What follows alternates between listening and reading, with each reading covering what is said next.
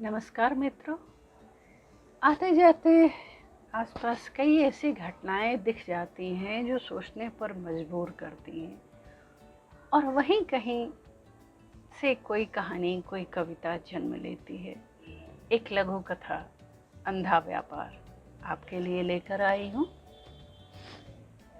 Metro के पैदल पथ के मोड़ पर वर्षों से किताबों की चलती फिरती दुकान लगाता वह अधेड़ दुकानदार पीठ पर किताबों की थैली टांगे जब सुबह सुबह अपनी जगह पर आया तो हैरान रह गया। वहाँ काला चश्मा लगाए वही बूढ़ी अंधी भिखारिन, जिसने पिछले महीने से उसी पैदल पथ पर भीख मांगना शुरू किया था और कुछ दयालु उसे 2-5 रुपया दे भी देते थे, आज उसकी जगह बैठी थी। दुकानदार सच जानता था कि अंधी अंधी नहीं है, मगर उसने किसी से कभी कुछ न कहा।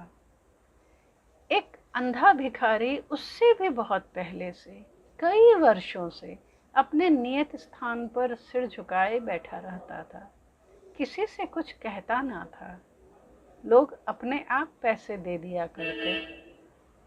दुकानदार जानता था अंधा भिखारी भी पूरी तरह अंधा नहीं है, ना ही लाचार, मगर उसने उसके खिलाफ भी कभी कुछ न कहा।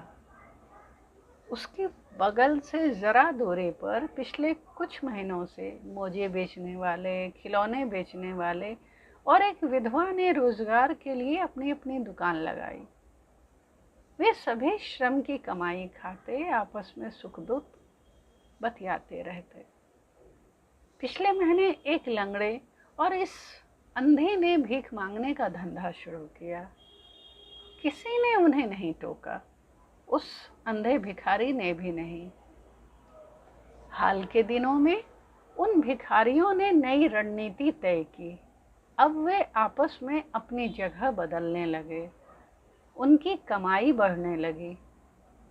दुकानदार सब पर नजर रखते हुए भी किसी से कुछ ना कहता। सुबह से रात तक किताबें बिछाए धैर्य से बैठा रहता, फिर रात को झोले में समेटकर घर चला जाता।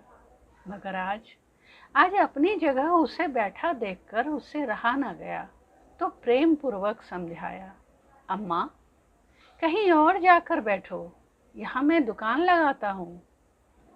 उस अंधी ने बड़ी चतुराई से उसे अनसुना कर आते जाते राही के सामने हाय तौबा मचाना शुरू कर दिया। अरे देखो देखो, अरे देखो, मुझे अंधी लाचार को यह अमानुष जबरदस्ती हटा रहा है।